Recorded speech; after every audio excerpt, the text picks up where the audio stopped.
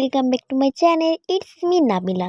I hope তোমরা title and thumbnail দেখে বুঝেই গেছো যে আজকের ব্লগটা কি। এখন একটু গেস করো তো আমরা কোথায় যাচ্ছি। আশা করি গেস করে ফেলেছো। এখনও যারা গেস করতে পারেনি তাদেরকে বলছি, আমাদের পরিবারের সবাই মিলে আমরা যাচ্ছি হলো আমার ছোট ফুফির বাসায়। আমরা অনেক দিন ধরেই প্ল্যান করতেছিলাম এই শুক্রবারে যাব ওই শুক্রবারে যাব, বাট যাওয়াই হইতেছিল না। সো ফাইনালি এই শুক্রবারে চলেই গেলাম। আমার দুইটা ফুফি ঢাকাতে থাকে। আমার সেজে ফুফি মানে আমাদের বাসার পাশেই থাকে। আমাদের ফুফির বাসায় যেতে বেশি সময় লাগে না, মানে 10 মিনিটেই যথেষ্ট যেতে। বাট ছোট ফুফু যেহেতু গাজীপুর থাকে, এইটার কারণে আমাদের বাসা থেকে অনেকটাই দূর। এর কারণে আমরা বেশি যাই না। আমি 3 বছর পর আমার ছোট ফুফির বাসায় যাচ্ছি। বাস থেকে নামার পরে আমরা দেখতে পাই একটি সাইনবোর্ড লাগা, গাজীপুর ব্যাটালিয়ন 63 বিজিবি। আর এইটার ভিতরে আমার ফুফা চাকরি করে, মানে আমার ফুফা একজন বিডিআর। অনেকে বিডিআর বলে, আবার অনেকে বিজিবি বলে। বাট জায়গাটা অনেক সুন্দর, তোমরা দেখতেই পাচ্ছ। এর থেকেও আরো সুন্দর জায়গা আছে, তোমরা যদি দেখতে চাও তাহলে পুরো ভিডিওটা কিন্তু দেখতে হবে।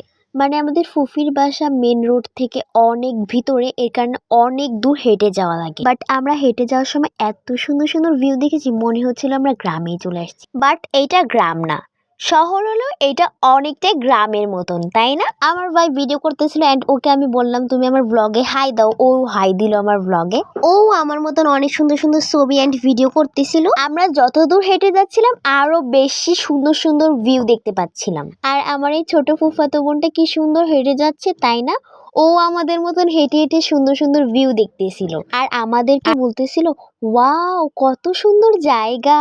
আসলে এই জায়গাটা অনেক সুন্দর ছিল। আর উপরের গাছগুলো দেখো কত সুন্দর লাগছিল, তাই না? আর আমরা একটু হাঁটতেই দেখতে পেলাম গরুরা মাঠে ঘাস খাচ্ছে।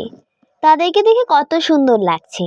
আমি এখানে কিছু ছবিও তুলে নিয়েছিলাম, যেই ছবিগুলো আমি তোমাদেরকে ভিডিও শেষে দেখিয়ে দিব। তোমরা আশা করি পুরো ভিডিওটা দেখবে। তোমাদের কাছে জায়গাটা কেমন লেগেছে ভালো লাগলে কিন্তু কমেন্টে জানাতে ভুলবেন না। আর আমরা অনেক বেশি হাঁটার পর একটা দোকান দেখতে পেলাম। একটাও আমরা দোকান দেখতে পাই নাই, এই একটাই মাত্র দোকান এখানে দেখতে পেলাম।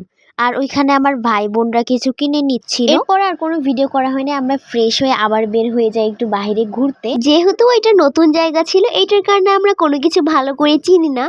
আর আমরা তখন সব ছোটরা মিলে আমরা বাহিরে ঘুরতে বের হয়ে যাই। আর ছোটদের ভিতরে আমিই বড় ছিলাম, এটার কারণে ছোটদের দায়িত্ব আমার কাছে ছিল অ্যান্ড আমি ওদেরকে হাত ধরে নিয়ে যাচ্ছিলাম।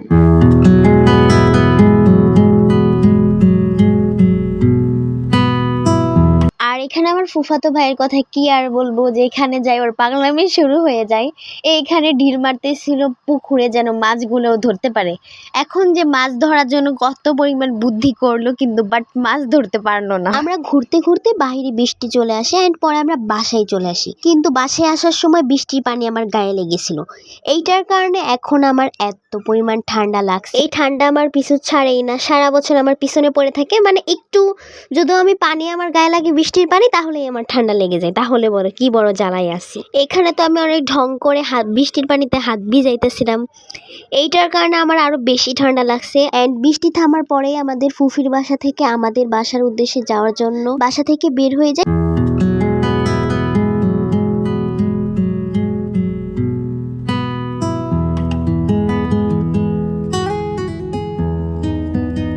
আর আজকের ব্লগটা এতটুকুই। ভিডিওটা কেমন লাগলো কমেন্টে জানাতে কিন্তু ভুলবেন না।